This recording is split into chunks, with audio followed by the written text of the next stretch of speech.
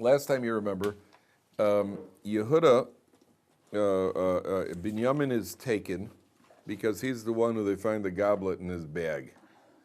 And the brothers, Yosef, the brothers say, okay, well, you caught us all. You know, when you get a group of people and they're in possession, the whole group goes.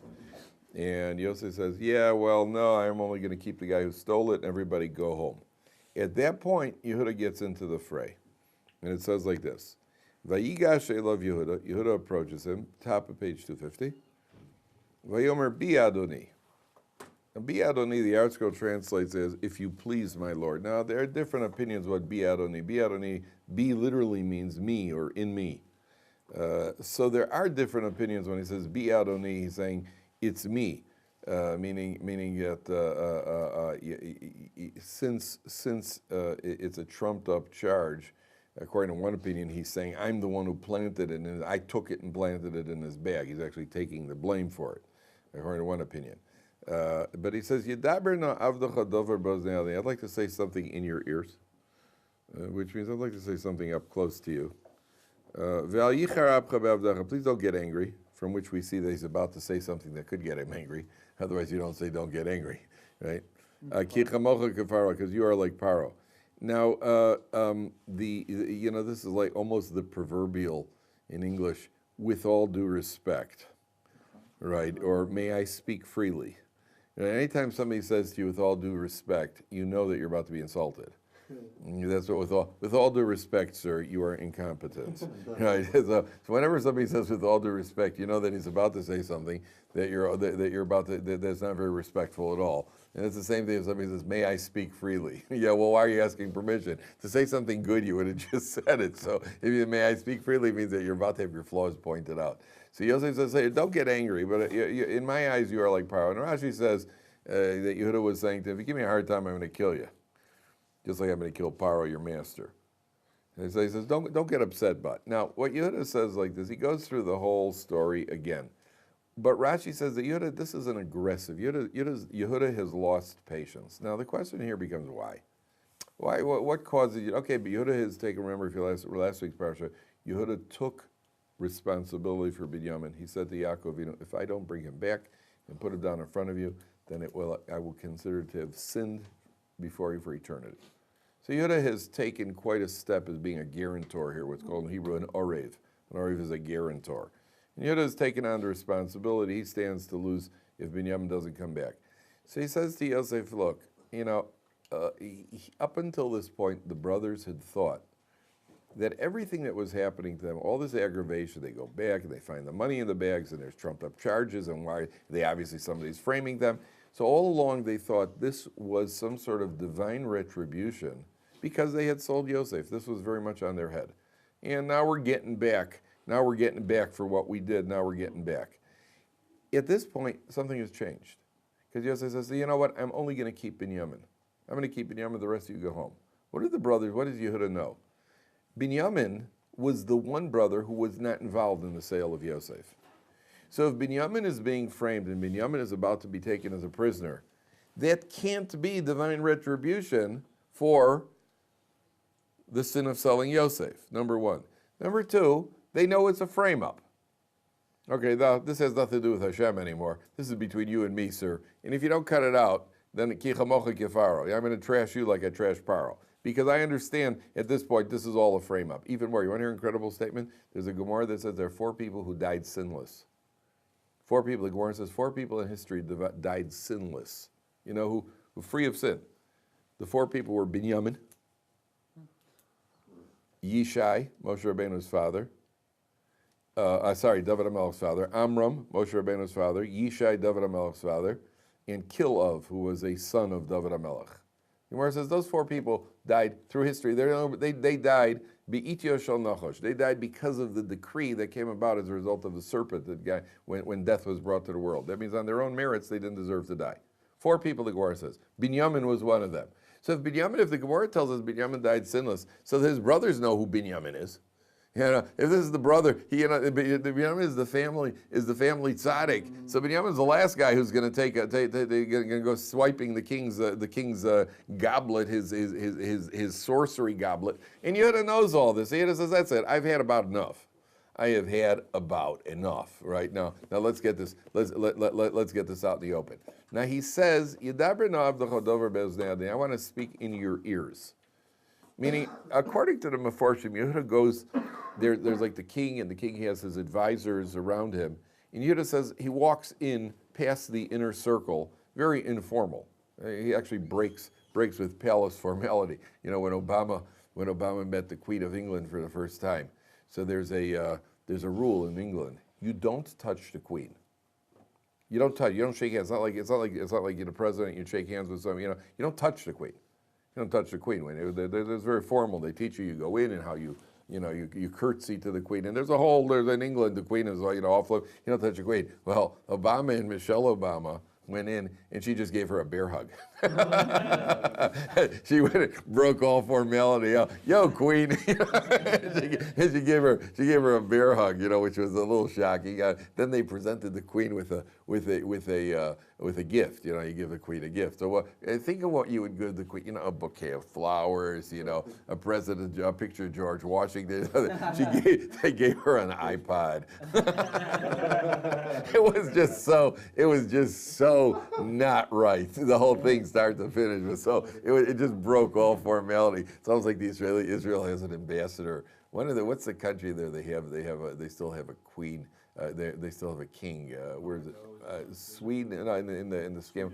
Sweden have one. So the Israeli ambassador, I forgot what his name is, but the Israeli ambassador showed up at the royalty, and he forgot the king's name. I think it was a little loaded as it was. And he comes in, he forgot. He said the Israeli ambassador. He says, "Oh, hi, King." just completely breaking with formality. So Yehuda goes in. He says, "I want to speak in your ears," meaning I want a private session here. Now, there's the basic idea is because he's about to, in Yiddish, there's a word to upschlug. In Gemara, if you say something and I prove you wrong, I've upschlugged you. So he's about to upschlug Yosef. He's going to prove Yosef wrong. Now, you can't prove kings wrong in front of the royal court. There's a Gemara that says that there was a Roman, I think it was a Roman king who wanted to annihilate the Jews. So he called in his advisors. The Gemara says, he said, if a person has a painful sore on their foot, should they suffer with it or should they just cut it off and be relieved? So the advisor says, well, obviously cut it off and be relieved, which was a way of saying, let's get rid of the Jews. Let's, make the place Judenrein. Right? So a man named Katia Bar Shalom speaks up. He says, listen, you got a problem. First of all, there are verses in the Bible that indicate the Jews will never be wiped out. So if you even destroy them in one country, they're like the wind. They're compared to the wind. They're compared to the directions of, not the wind, the Arba Ruchos. They're compared to the directions of the world. The Jews are always going to be around. If you wipe them out in the east, they'll be there in the west. Up in the north, they'll be in the south. So number one, your plan isn't going to succeed, number one. And number two, if you just wipe them out of your kingdom, so then everybody's going to say, well, you're a deficient kingdom because you're missing one nation. He says, either way, any way you turn, it's not going to work, and even if it does work in your own nation, it's not good for you as a king. So the king says, well, you've spoken well and you've spoken correctly, but we have a rule in that anybody who upschlugs the king, anybody who bests the king in an argument gets thrown into a fiery furnace. Right? So Yehuda, that's a rule. Kings don't like being shown up in front of the royal court. There's a famous story, the Dubna Magi has a mashal, a king goes out with an archer. King has an archer. There's a magnificent archer, and the king challenges this archer to an archery contest. So now the archer knows that he can't beat the king. It's like beating the boss at golf. You just can't beat the king. So the king shoots his first arrow, and he hits somewhere near the bullseye. The archer realizes, on the one hand, I can't beat the king. On the other hand, I would like everybody to know that I'm still the best archer in the land. I got my own pride. So what does he do? He shoots an arrow and he splits the king's arrow. Mm-hmm. So the king shoots another arrow, so the archer shoots another and he splits the king's arrow. So everybody sees that the king, he's not better than the king, but he's better than the king. You didn't beat me. Yeah, but you didn't beat me, but you beat me. Yeah. So Yehuda realizes I can't defeat him over here. Now, what he's about to say to Yosef, according to the Chassam Sofer, says to Yosef, look, do you remember in last week's Parsha when Yosef comes to speak to Paro? So the Medrash says that the king had to know 70 languages. The king knew 70 languages. And I don't know that language just means that you know how to speak the language as much as you understand the entire culture. You know, when it says a lashon, it probably means more than just parlez-vous français. You know what I mean? It means you understand the whole culture. So Paro has a royal throne, and there are 70 steps coming leading up to that royal throne. And every language that you knew, if you knew 15 languages, you stood on the 15th step. The more languages you knew, the further up you go as you approach the king on his 70-step throne. So when Yosef comes out of prison, he's got to speak to Paro. So the Medrash says that the angel Gavriel came and taught Yosef all 70 languages in prison the night before. He had like a crash ulpan in 70 languages. Then Yosef goes to Paro, and Paro, says, speaks to him in French. Yosef knows it, takes up a step, goes. Every language Paro speaks to him, Yosef moves up a step. He knew all 70 languages. Then Yosef gets level with Paro. And he looks at Paro, Shalom Aleichem. And Paro doesn't know Lashon HaKodesh, he doesn't know Hebrew. So now Yosef knows one language more than the king. So at that point, Paro made Yosef swear that he'll never tell anybody in Egypt about that he knows one more language than him. He made him swear because otherwise they'll depose Paro and make Yosef. Yosef knows 71 languages. Okay. As a matter of fact, just look towards the in the next parsha. Just show you something if we're on the subject. In Parshas Vayigash, Yaakov Avinu dies and he makes Yosef swear that he's going to take him to Eretz Yisrael. So when Yosef has to ask permission from Paro to bury his father in Eretz Yisrael. So take a look on page. In Parshas Vayigash, on page 284, Yosef appeals to Paro. He says, Avi hashvieni lemor, my father invoked an oath on me. Hinei anochi meis b'kivri, I'm going to die. Asher krisa b'eretz Canaan, shamatik bereni. That's where I want you to bury me. My father made me swear I'd bury him in the land of Canaan. This is what Yosef's saying to Paro. Ve'ata ele novek es avi ve'oshuva. I have to go there and bury my father and come back to Egypt. Vayomer Paro alei ukvaras avicha kasher hishbiecha. Paro says to Yosef, go up and bury your father because he made you swear. So the commentaries point out that Paro did not want Yosef to leave. Remember, Yosef comes to Egypt, and Yosef's good for the economy. Yosef has strengthened Paro's position. So all of a sudden your economy minister says, I got to go bury my father in the land of Canaan. I don't want you in the land of Canaan. I don't know if I'm ever going to see you again. I don't want you going up to the land of Canaan. So the Medrash says that Paro said to Yosef, no, you can't go. She says, yeah, well, my father made me swear. So Paro says, well, then I guess you'll just have to break your oath. So Yosef says to him, well, if I break that oath, then I guess I have to break the other oath that I swore I wouldn't say you don't know 71 languages. At that point, Paro says, beautiful day for a funeral in Eretz Canaan. I want my favorite, take it, go right on up there. Because Yosef had sworn. All right, so that's where Yehuda, now, so Yehuda approaches Yosef and he says like this. Now listen to this brilliant, the Chassam Sofer says, Yehuda gets Yosef, and that's why he doesn't want to say it and where everybody could hear. He says to Yosef, hey, listen, you got an interpreter. All along there's been what's called a melitz. There's been an interpreter between Yosef and the brothers. So I understand something. If you don't understand Lashon HaKodesh, one of two things here. They suspect Yosef understood anyway. And he says to Yosef, look, and again, he doesn't know it's Yosef yet. He says, if you understand Lashon HaKodesh, and you've been using an interpreter in order to deceive us, to pretend you don't understand, that means just like you deceived us on that, you're pulling shtick here with your goblet also. And if you don't understand Lashon HaKodesh, then I'm just going to go spread the word in Egypt that you and Paro, there's a language you don't understand, then they're going to dump the both of you. You and Paro are going to share the same fate. All I'll do is spread the word that you don't understand all languages. So at that point, you know what Yosef does? Because we never find Yosef responding here. All Yosef does immediately, he reveals himself. He doesn't even respond to this. He doesn't respond to Yehuda.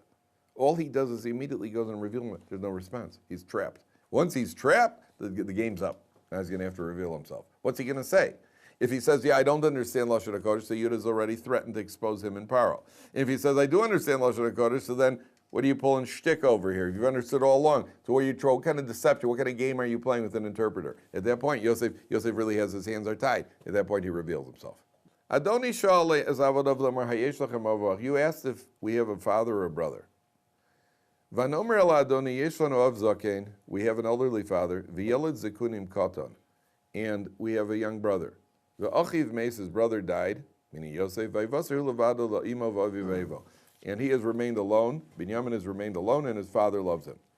And he says, if we go up to our father now and bring him up, look at the bottom line on the page. Bottom line on the page. V'haya kiroso ki ein hanar v'meis. If he would see us without the lad, he will die. V'horidu avdechas sevas avicha biyagon she'ola. It means Yehuda is saying to Yosef, we wouldn't even have a chance to explain to him that he's in prison. As soon as he sees us riding in, and Binyamin is not there, we'll never have a chance. He'll die on a spot. He'll have a heart attack by year. That's why it doesn't say we'll tell him. He says, "V'haya kir oso ki'enanar." As soon as he sees that the young man's not with us, he's going to die. He's not going to have a chance for explanations over here. We're going to ride in. Binyamin's not with us. He's going to die. It's going to kill the man. And therefore, Yehuda concludes. He says, "How could I possibly go up? How could I possibly go up without him?" Okay. So now, that's the end of Yehuda's appeal. So look what Yosef does. Page 252, 6 lines from the top. V'lo yachol Yosef lisapek l'chon eitzav ilav. Yosef cannot hold back. He's already emotionally, remember, this is a man his emotions are being toyed with. Vayikra hotziu kol ish me'alai. Get everybody out of here. V'lo amar ishito b'izvada Yosef achav. No one was there when Yosef revealed himself to his brothers. Now the commentaries point out, look what Yosef does here. You know, there are a bunch of guys are in the room. I mean, how would you feel, I'll just use a common example, there's a Palestinian delegation that's talking to you. There are 10 of them. They're big and they're strong. And you send everybody, all the Israeli security guys, okay, all security men out of the room. That's something I want to say to them privately. You're going to leave yourself in a room with 10 Palestinians? With 10 Hamas guys are in the room. You're going to leave yourself with 10 Hamas guys in a room? All Israeli security officials out. And you leave yourself in a room? Yeah. You know, it's not a great idea. Yosef has 10 guys who are not happy with him. And now he's going to leave himself alone? You're going to leave yourself alone? When Bill Clinton came to Israel, when Bill Clinton came to Israel, so he was staying at the King David Hotel. So the Israelis offered to provide the detail, you know, the security for Bill Clinton. So the Americans said, no, you know, it's a pride thing. You know, we can take care of our own man, that sort of thing. So they take him into the King David Hotel. So they put him in a room, and what they didn't know is there was a side door leading into that room. The Israelis all wanted to meet Clinton. So the security guys, it's like putting him in this room. The security guys, Clinton goes into the room, and the security guys are standing outside blocking the door. In the meantime, the Israelis found a side door. The whole crowd comes in, and Clinton is crowded by falafel-eating Israelis, you know, and it took the security guys 10 minutes to get through the crowd to get to him. They lost it for about 5-10 minutes, which is a major faux pas. You know, the security guys, they had no idea. And Clinton is being surrounded by Israelis. So here you have, I mean, you got 10 guys who are around you, and you're not too, you know, this is not, why does Yosef do it? Because he knows that when he reveals himself to his brothers, they're going to be humiliated. I'm not willing to allow them to be shamed publicly. I'm not going to let them be shamed publicly. So it says like this: "V'lo yochol Yosef li'isapek l'chol nitzavim olav, vayikra hotziu kol ish me'alai." Get everybody out. V'lo amar ishito b'izvara Yosef el Elechav. Yosef, nobody was there. Vayitein es kolo bivchi. He cries. Vayishmu Mitzrayim vayishma beis Paro. Word already gets back to the royal palace. Word gets back to the royal palace. Now, I just want you to see, we're just going to hold it here for 1 second. Turn to the next page very quickly. Look at verse 16. Look at verse 16. On page 254. It's right almost smack in the middle of the page, a little bit above the middle of the page. On verse 16 it says, V'hakol nishma. The next step, what's going to happen is there's going to be this revelation between Yosef and his brothers. But the next thing we find out is Ve'akol nishma beis Paro lemor. The word gets back to the house of Paro. Bo'u achei Yosef. Yosef's brothers have come. Vayitav beinei Paro veinei avadav. Paro and all of his servants, the royal officials, are pleased. Word gets back, Yosef. Why should they be pleased that Yosef's brothers have gotten to the land? The last thing that Paro heard was what? That Yosef was crying. Remember? Over here it says, Yosef cries, and the word is heard in Egypt, and is heard all the way in Paro's palace. Word gets back to Paro that Yosef is crying. The next pasuk, next thing we find out about that is, word gets back to the palace that Yosef's brothers have come, and Paro is happy, and his servants are happy. Why should Paro be happy? Well, because he's crying because he's happy, as opposed to crying because he's sad. And he's an important guy. Very good, very good. If you take it a step further, very good, Ian. Take it a step further. Imagine you're the president of the United States, and all of a sudden you hear that, what's the name of the Secretary of Treasury? Bernanke, what's the name? Bernanke or Alan Greenspan? He's the one I remember. He was the Jewish one. All of a sudden you tell the president, Alan Greenspan is in hysterics right now. How would you feel? You're the president of the United States, and your treasury minister is in hysterics. You know, what happened to the market? What happened to the economy? You know, you could. And then somebody comes and says, "Well, no, it was a family reunion. He's crying, emotion, family." Word gets back, his brothers. Oh, good. Oh, good. Yeah, I always love those family reunions. Always touches, warms the heart when there's a family reunion. I mean, how would you feel? Right? Say, you know, Yosef's crying hysterically. That's not a good thing. You know, this is the guy who's understand? Now, look what Yosef does. Now let's go back to the ranch. It says, okay. Yosef says, he gets everybody out of the room. And then he says to them like this. Pasuk Gimel. Vayomer Yosef elechav. Ani Yosef ha'odav ichai. I'm Yosef. Is my father still alive? His brothers could not respond because they were frightened. You know, you sold a guy 22 years ago, and you've been talking to him the whole time. And all of a sudden, he turns, he says, I'm Yosef. The father says, Dad's still alive? How'd you feel? This is you're face-to-face with the person you just sold. Ghost. I mean, you know what kind of feeling that is? You're face-to-face with the person you just sold. When sometime you had a fight with somebody 20 years ago, and all of a sudden the guy says, hi, remember me? Oh. Everybody has a couple of those moments in life. Everybody has a couple of those moments in life. Like, hi, remember me? Oh, yeah. Hi, how are things been? What you been doing for 22 years? Huh? Great weather we're having here in Egypt. No, I always love that Egyptian weather. You know, you want to take a swim in the Nile with us? What do you talk? You're speechless, but they're frightened. Now listen to what this Medrash says. The Medrash says, "Oy lanu miyom hadin." The word "oy" is a word in Nach. You find the word "oy." Oy is not just like an old Jew krechtzing. Oy, a good hot chicken soup. You know, that's not what oy is. Oy vavoy. Right? The Medrash, there's a pasuk that says lemi oy, lemi avoy. Pasuk in Mishlei says, "Who groans oy? Who wails avoy?" That's why we say oy vavoy, right? Who says oy and who says oy? The pasuk goes on to say somebody who's involved in drinking. He ends up bruised. You know, he's got all sorts of drinking problems. He ends up going oy vavoy. So the Medrash says, oy lanu miyom hadin. Woe to us on the day of judgment. Oy lanu miyom hatochecha. Woe to us on the day of rebuke. If Yosef's brothers could not withstand the rebuke of a king of flesh and blood, how are we going to withstand the rebuke of the Creator? So the Medrash says. There's a big question on that Medrash. A very big question on that Medrash. What's the question? I'll tell you again what the words of the Medrash says. If Yosef's brothers could not withstand the rebuke of a king of flesh and blood, how will we withstand the rebuke of the Creator? Nothing bother you about that statement?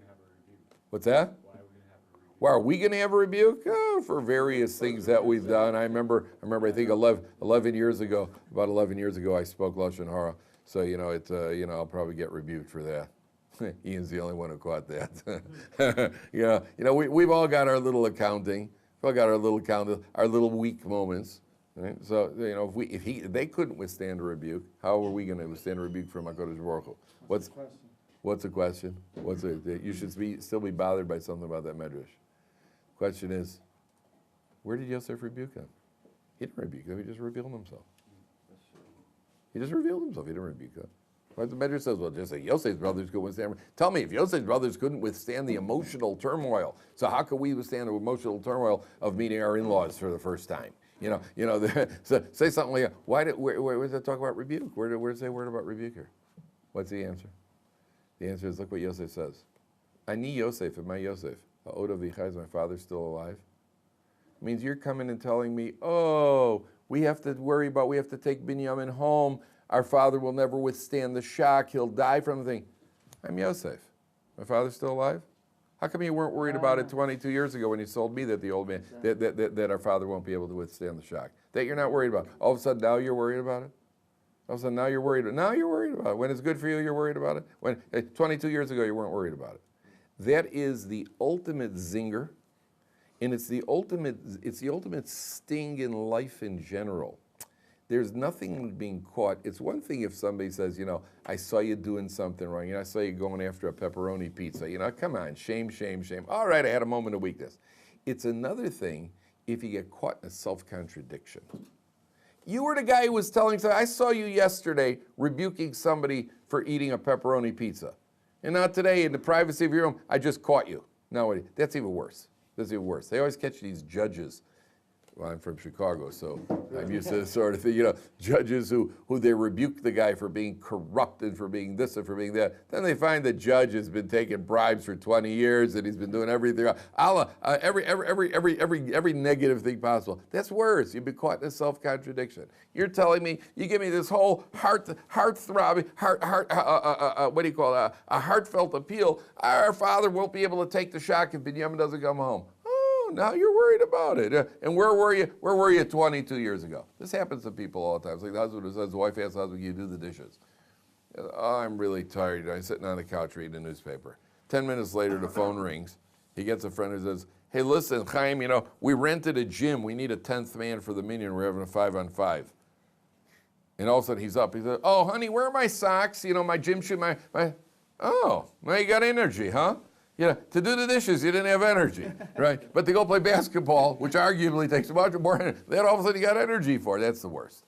That's the worst. That's where you've been caught in self-contradiction. Sometimes men don't want to spend money till there comes something important to spend money on. Right? Your wife says, do you think we need a new? Think I get a new sweater? I don't know. I think you're okay. I think you're okay. 10 minutes later, the phone rings. Hey, I got a deal on seats at the 50-yard line. No kidding. He's on. And the wife's like, that you suddenly have money for. Well, listen. This is football. This is important. Let's get our priorities straight over here. That sort of thing. So all of a sudden, if people get caught, they get caught in self. That's the word. That's what our Kodesh Baruch Hu does to us. That's exactly the rebuke. Austin, you ask, what's that rebuke going to be? So a guy comes up after 120 years, the Kodesh Baruch Hu says, do you have tefillin? Did you put on tefillin? A tefillin? Well, expensive. It's pretty steep, $800 for a pair of tefillin. $800 for a pair of tefillin. What's wrong? He says, for little black boxes, $800. Yeah? You had when you had a brand new smartphone, it's also a little black box. They had no problem paying $800 for it, right? In other words, you get caught in a self-contradiction. What was important to you in life? What was really important to you? Tzedakah, you didn't have money for. But to upgrade your car every 2 years, they have no problem. They have no problem upgrading a car and spending a few $1,000s on something totally unnecessary because your Lexus works perfectly well right now. But listen, if I'm not in a Jaguar, I haven't lived yet. So you got to go from Lexus to a Jaguar if that's an upgrade. I don't know if that's I'm assuming it is. I was actually in a Jaguar once in England. I was in a Jaguar. It's a good car. If you my birthday's in August, by the way. If you guys ever want, depends what new car makes its way on the market. My brother-in-law just called me yesterday. He was driving a Lamborghini. I've called my brother-in-law in Columbus. He was in a Lamborghini. Because did you ever hear of? There's a guy, John Frank. John Frank is a frum guy who he played on Dallas. Dallas had won the Super Bowl. He was a lineman on Dallas when they won the Super Bowl, and he became frum. So he lives in Columbus. He lives where my brother-in-law lives, and apparently he's got a Lamborghini. Yes, my brother-in-law happened to be in the Lamborghini, driving his Lamborghini at the time. So also, if for the birthday. I'll take a used one too, by the way. Scottie Pippen had a Lamborghini. Scottie Pippen had a Lamborghini, I think $275,000. Yeah. You hear that, Rabbi Zwei? You could sell your house and buy a Lamborghini. Or maybe half of a Lamborghini. Yeah, half of a Lamborghini. That's the ultimate rebuke. The ultimate rebuke is, really? An excuse is a good excuse unless it's not a good excuse. And then you're caught. That's why the brothers cannot answer, number one. Number two, it says, if you look at it, one of the commentaries points out, look at the words very carefully. V'lo yochlu achiv la'anososo ki nivhalu mipanov. They were frightened. Now mipanov means before him, right? But literally, what does the word mipanov mean in Hebrew? From his face. They were frightened from his face. So that answers our question. Remember, all along he's wearing an Egyptian headdress. They can't even see his face. They can't even see his face. According to some of the commentators, they wouldn't look at his face because it's prohibited to look at the face of a wicked person, prohibited to look at the face of a Russia. And all along, they've assumed he's an Egyptian ruler. An Egyptian ruler has never been known for their fine midos, so they could assume he's Russia, never even look straight at his face. All of a sudden, Yosef, pulls up the headdress, and he shows, I'm Yosef, here I am, fellas. And they look at his face. They're frightened of his face. What are they frightened of? So one approach is, you take a look at a person, when you look at a person's face, you know why the face is called panim? It's one of the most ironic words in Hebrew. What does the word panim mean? Inside. Why would their face, which is the most external part of our body, the part of our body which is the most public, why is it called the inside? Because it's a reflection of Very how good. you're feeling inside. Exactly. A face is a reflection. You could tell by looking at a face, is the guy happy, sad, is he tense, something bothering him? You can tell by looking at a person's face where he's holding many times, not all the time. You can tell by a person's face even more than that. It's a reflection of your inherent traits. It's all written on your face. There are certain people that you'll meet in life. You take one look at them and say, wow, that guy's a tzaddik. There's something pure and holy about him. Look at a baby, look at a child. Child up until about 2 years old. There's a certain purity on the child. Right? Once Even the more. word no, then it's out. Once he hits his teen years, it's finished. But up until there's a certain purity, an angelic purity about a child. Why is that angelic purity? Why did he look evil? The answer is because he's pure. He's a child. He's very, very pure. You start looking at adults. There's certain people, you take a look at their face, this guy looks like a tzaddik. There are other people you take a look at, I don't know what's going to be, but one thing's clear, I will never lend this guy money. Yeah, I can tell you at first glance. I once spoke to a businessman in Australia. He told me he was doing, I was asking about, he's an investor and stuff. I said to him, do you judge people based on what they look like, or do you work based on the deal or based on, he said to me, a guy could walk in the room and I could tell by the way he walks in the room, no matter what he offers me, I will not enter a business deal with him. Just by the way the guy walks in. Take one look at the guy, I will not enter a business deal with him. And therefore, the panim, they take a look at Yosef, he's got tzaddik on his face. This is who we sold. 22 years ago. How come they weren't concerned with the father back then? Maybe we addressed that when we were talking about Good. Because they were so consumed with jealousy. They're consumed with jealousy, and again, it's at their level, on a very subtle level. But that's really what's underlying their entire motivation. Is there's a certain jealousy of Yosef, and they could, if we were there, Austin, they would have convinced us in 50 different ways he needs to be sold. They would have convinced us. You would have walked out of there. You would have been leading the sale. They would have convinced us. They would have every good argument.